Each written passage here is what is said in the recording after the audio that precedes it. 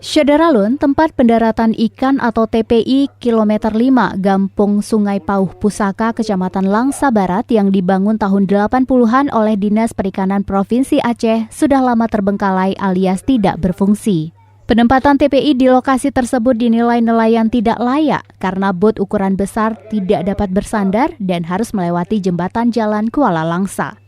Amatan Serambi News, saat ini TPI kilometer 5 dimanfaatkan oleh warga untuk tempat membuat bot-bot rusak dan bot baru, serta tempat bersandar sampan kecil.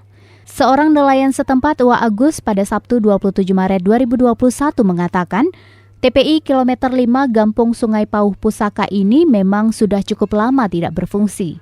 Wa Agus menyebutkan sudah ada TPI lain yang dibangun Pemko Langsa di kawasan kilometer 8 Gampung Kuala Langsa, Kecamatan Langsa Barat, yang jaraknya dari TPI kilometer 5 ini tidak terlalu jauh dan lokasinya strategis berdekatan dengan pelabuhan Kuala Langsa.